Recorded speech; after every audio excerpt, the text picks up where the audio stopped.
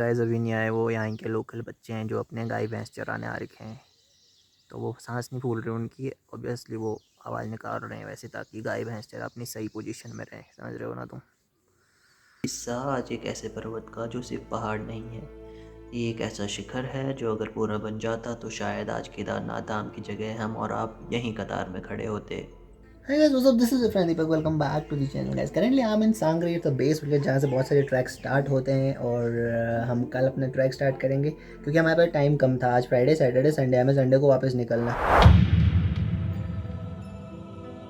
12,500 feet की ऊंचाई, -degree वाला तापमान और बर्फ़ की वो चादर जिसके नीचे दफन है महाभारत काल का एक ऐसा रहस्य जिसे सुनकर आपके भी रोंगटे खड़े हो जाएंगे।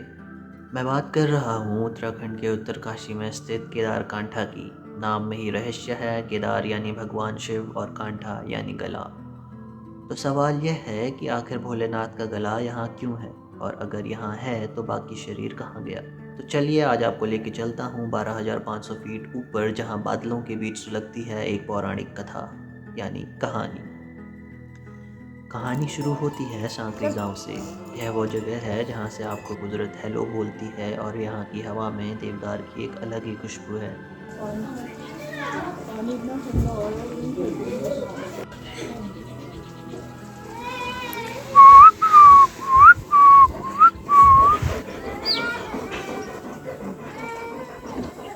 नेक्स्ट डे और सुबह के बज रहे हैं 5 बजे। इतनी धूप आ जाती है गाइस यहाँ।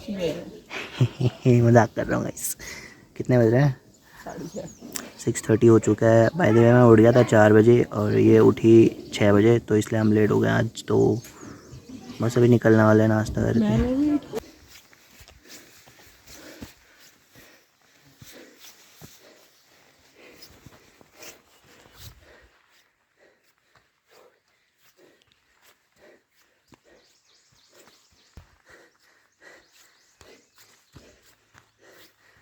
थोड़ा ऊपर चढ़ते ही मुलाकात होती है जूड़ा के तालाब से।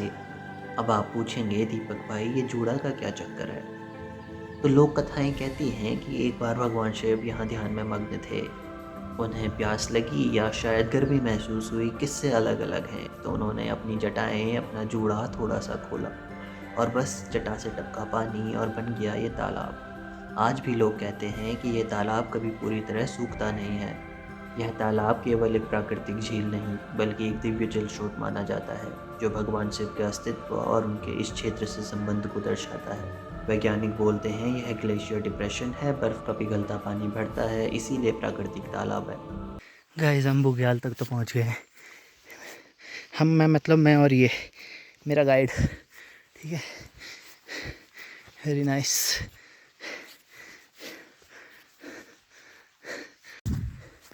पानी का सोर्स पता चल गया गाइस। तो पीछे आंटी बैठी है ना, अपने गाय भैंसों को चराने के लिए। उन्होंने बताया वहाँ सामने जहाँ घोड़े हैं वहाँ आपको पानी मिल जाएगा। तो लेट्स सी, पानी पीते हैं और एनर्जी लाते हैं।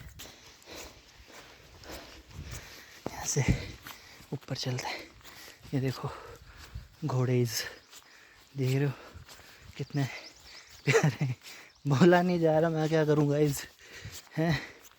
ढूंगा के पीछे जाओ बस। चलो तो ढूंगा के पीछे चलते हैं, पानी पीते हैं।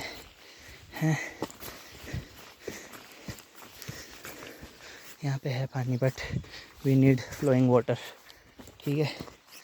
यहाँ पे भी आ रहा है पानी, बट देखते हैं यार कोई अच्छे से स्ट्रीम मिल जाए ना, शुद्ध पानी वाले। अरे हमारे गाइड साहब भी आ गए।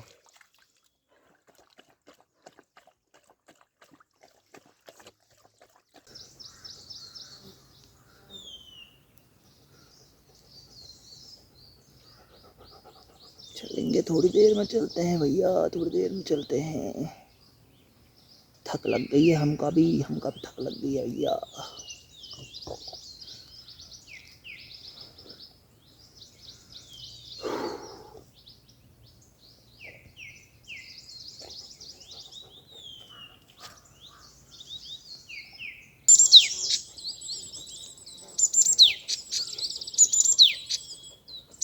गाइस तो अभी हम थोड़ा बुग्याल में बैठे हुए हैं और गाइड साहब ये रहे, बाकी अपने मित्र का वेट कर रहे हैं। अब हमारी मित्र जब आएगी फिर आगे बढ़ेंगे। मित्र हमारी गाइड के साथ आ रही है, स्पेशल गाइड बुक किया हमने उनके लिए। लेट्स सी कब तक आती है यार। बाकी यार आसपास का नज़ारा काफ़ी अच्छा है। ऊपर एक और डॉगी था, वो देखो कहाँ चला गया, वो आ रहा है ना। बाकी ये अपने गाइड साहब है। यहाँ पे बैग फेंका हमने, जूते उतार दिए। वो गाय भैंस चल रहे हैं वहाँ पर। उस साइड को घोड़े भी हैं कुछ, वहाँ पे एक तालाब सा भी है। हम अभी लेटते हैं। Okay bye bye.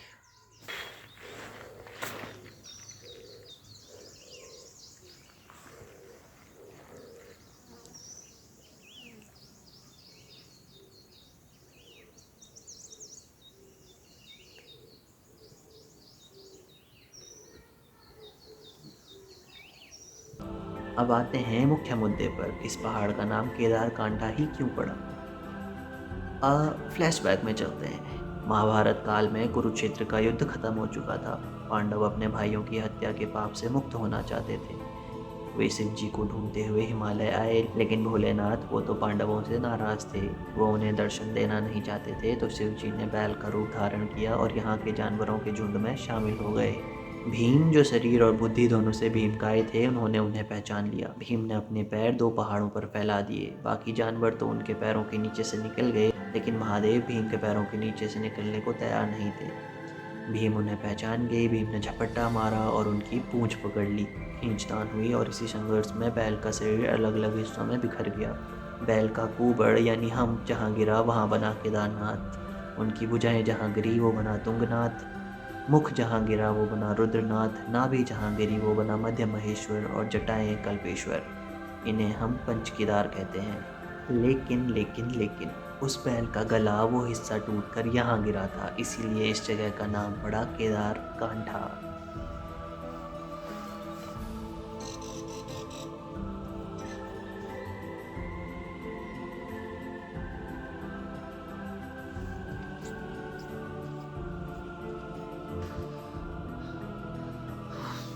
एक और लोकप्रिय स्थानीय कथा के अनुसार केदारनाथ मंदिर को शुरू में केदारकांठा शिखर पर ही बनाने की योजना थी। हालांकि निर्माणकर्ता परियोजना पूरी होने से पहले ही चले गए। अब क्योंकि वे केवल भगवान शिव की गर्दन तक की ही मूर्ति बना पाए थे, इस अधूरी मूर्ति के कारण इसे भगवान शिव का गला कहा जाने लगा। They are here guys, not these but those. ये तो मेरे साथ ही आ गए थे। अब इतिहास का दूसरा पन्ना खोलते हैं। 20वीं सदी से पहले इस जगह की चर्चा सिर्फ स्थान या गाँव जैसे कि गोच, सांकरी, मोरी, जखोल तक ही सीमित थी। चरवाहे अपनी मवेशी यहाँ चराते थे। बर्फ, जंगल, तालाब सब उनके रोज़मर्रा का हिस्सा थे। फिर आए कुछ ब्रिटिश सर्वेयर 1900 के दशक में। उन्होंने यहाँ की ऊंचाइयों को रिकॉर्ड किया, लेकिन ट्रैकिंग की असली लोकप्रियता आई वर्ष 2000 के बाद, जब उत्तरकाशी पौड़ी के स्थानीय गाइडों ने इसे एक व्यवस्थित विंटर ट्रैक की शक्ल दी।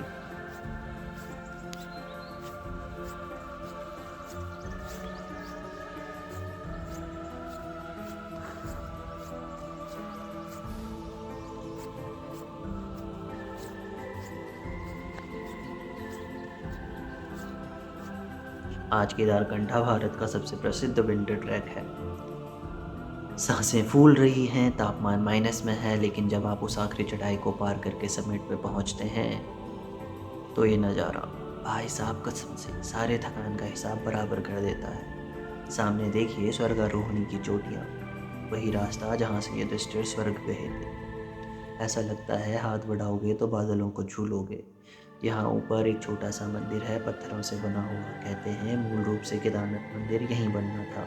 तो ये थी कहानी केदारकांठा की, वो जगह जहाँ इतिहास, माइथोलॉजी और एडवेंचर का अनोखा संगम मिलता है। अगर आप सिर्फ इंस्टाग्राम रील्स बनाने आ रहे हैं तो भी स्वागत है, लेकिन अगर आप पत्थरों में छिपी कहानियों को सुनने आ रहे हैं तो ये जगह आपसे बात करेगी। वीडियो कैसा लगा कमेंट बॉक्स में लिख कर बताइए। फिर मिलूंगा किसी नए नई जगह और नई वीडियो के साथ। Till then tata bye bye, take care, okay.